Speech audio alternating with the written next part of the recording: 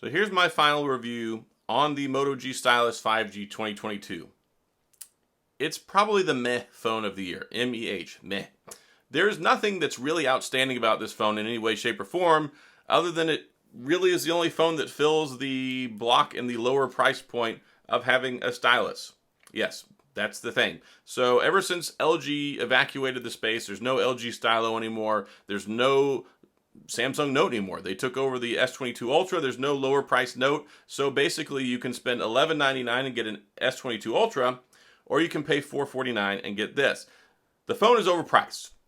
And I think they're really just trying to capitalize on the fact that they're the only people out there that really offer anything that has to do with the stylus in the lower price range. And they've had the stylus phones around for a couple of years.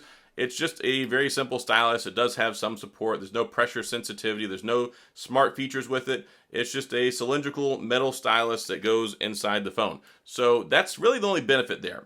It works out. You can take notes with it. You can scribble. You can draw. You can use some of the built-in stuff. The phone, though, I would not pay $450 for this phone. I'm just going to say it. If you can get it on a deal, and that's really what they're geared towards. I don't know a lot of people that are actually spending $450 for this phone. I've had a lot of people actually comment there were some good deals they got through their carrier where they got it much, much, much cheaper. If you can get this with the deal with Metro by T-Mobile, with Boost Mobile, with one of those little guys, the smaller MNVO carriers that don't charge you an arm and a leg for service, that have some good phone deals on lower price phones, that's where this phone will shine, because you can walk into some of these and get it on a good deal. So I don't want to say it's a bad phone. At $299, this would be a fantastic phone. Even at about $329, maybe as high as $350, I think it's a good deal for a lot of people wanting that stylus experience, not wanting to go spend a ton of money. There's just not a lot of compelling reasons to get this other than that attractive lower price point with the carrier, because it has a Snapdragon 695, which is fine, but then they only offer you one software update. And here's the thing. This phone just came out. Android 13 is just a few months down the road. It's going to get one software update. Period. End of story. You're going to get 3 years of security updates, but this is going to get Android 13. Never going to get another software update. At $450, I really find that inexcusable. You just can't do that in 2022. That's not cool. It has one speaker.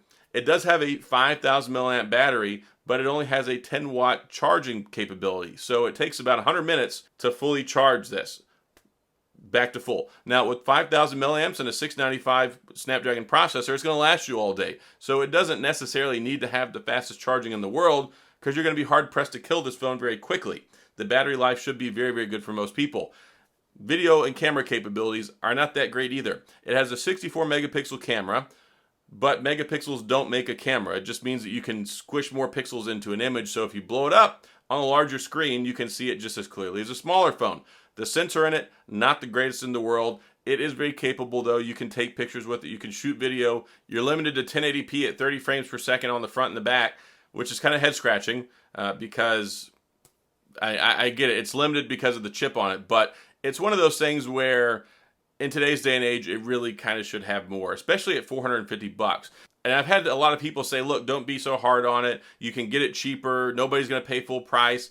That's all well and good, but that's the actual MSRP. So I can't go out there and go, well, here, we'll evaluate this as a $200 phone, because it's actually a $450 phone. And there's a lot of stuff you can get that's more compelling in that price range. It just doesn't have a stylus. So $450, don't pay that much money for it. If you can get a good carrier deal, go for it. You'll probably be happy with it. It does have 5G. That's another selling point. In addition to having 5G, it also has NFC, so you can do your wireless contactless payment methods. That is actually a bonus for this phone. A lot of Motorola phones don't always have it, so you can use your Google Pay. Any of those other wireless payment methods work well with this phone, so that's something I do need to commend it on as well. If you don't need 5G, you can get the Moto G Stylus 2022 LTE model for about $200 cheaper, which might be the phone that you should probably get, because 5G isn't even the most amazing all over the place. And if you're only getting 1 year of software support for an operating system update, it's not going to have a lot of longevity anyway. So if you want to pick it up and get the cheaper one, and if it works great in your area, use that for a year or two, and then maybe by then there will be a really good option in the mid-tier department for a stylus phone. The screen on here is nice and big, 6.8 inches. It does have 120 hertz refresh rate, which I do like. On the LCD screen versus a lot of the AMOLED screens we're seeing, the OLEDs, It doesn't really hold up as well, but it does have a decent amount of brightness. It's not going to be great for you outside in the sun, but as far as using it at home, using it in normal situations, it's going to get the job done. 120 hertz, which is a nicety, not something you see in a lot of phones at this price point. And again, 1080p, that's going to be good for this. It doesn't have Quad HD Plus. This is not a flagship phone. It's not trying to be a flagship phone. It's just trying to be a decent mid-tier phone that is charging too much money for. It's a very average phone in pretty much every department. They just threw the stylus in here to maybe think people will overlook that and say, oh, look, I can get a good deal on a phone with the stylus. And this phone is not worth the stylus. Again, you get it for $200. You get it for $99 or something like that if you do a carrier trade-in or you sign up for some service. That's a great deal.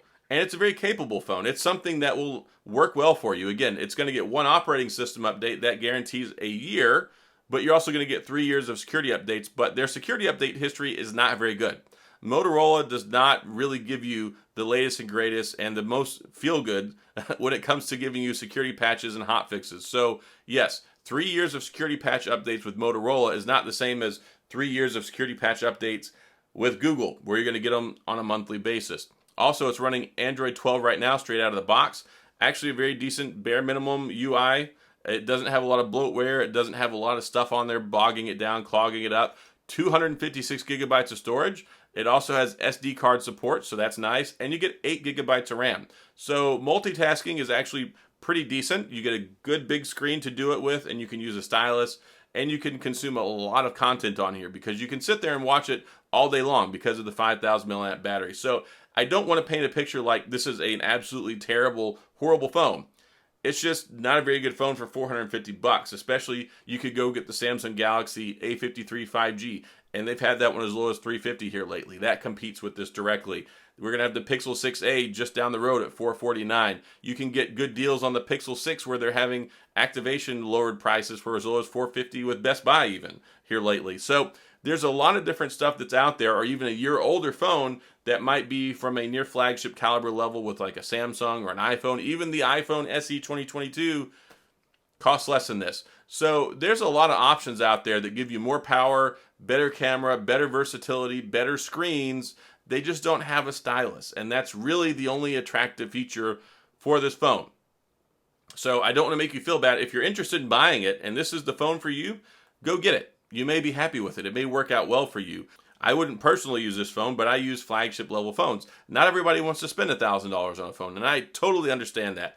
There's not a whole lot of people that need to go spend that much because a lot of phones are so good nowadays. You can get a Pixel 6 at $599. You're going to be able to get the Pixel 6a at $449. You can get the iPhone SE 2022, iPhone 11, iPhone 13 that's going to drop in price as soon as the iPhone 14 comes out.